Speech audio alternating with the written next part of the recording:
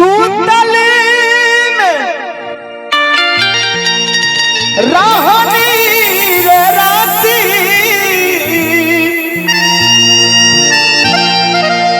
सपना देखली रे साची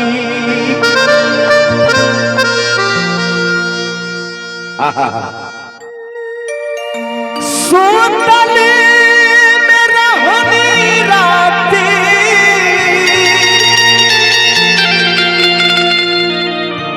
सपना देखली रे साची किया हो सजना हो किया हो पलमा हो सपने में छठी मैया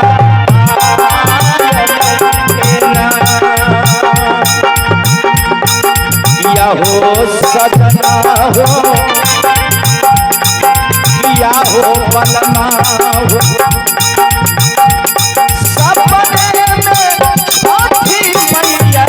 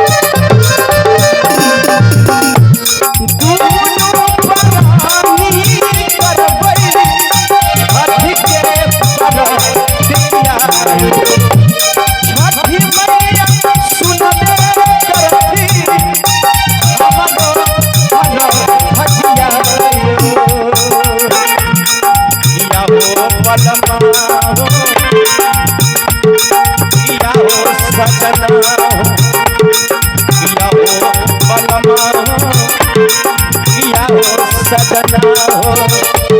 राधा मैया गोदी में किया रे पलमा हो किया हो सजना हो राधा मैया गोदी में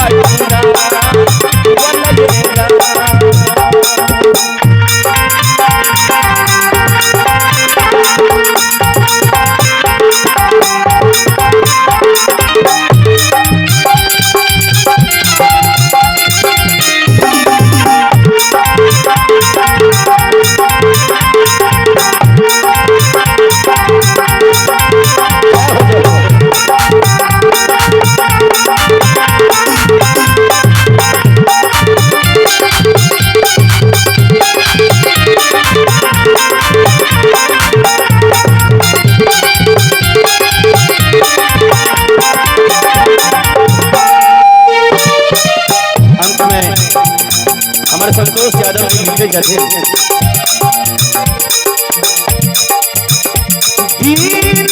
दीनानाथ दीनानाथ दीनानाथ कहावे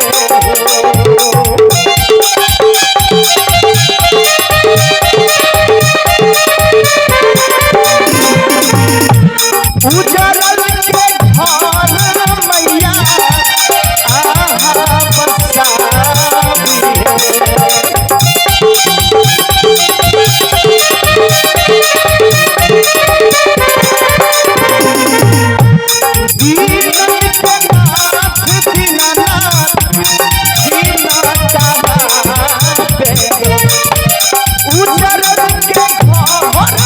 मैया आहा बसावी सजना किया हो बलमा किया हो सजना किया हो बलमा शंभो गवैया भजन किया हो सजना शंभो गवैया भजन किया हो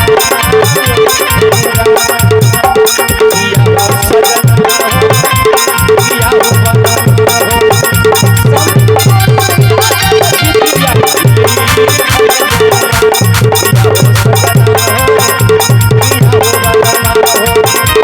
संतोष यादव जी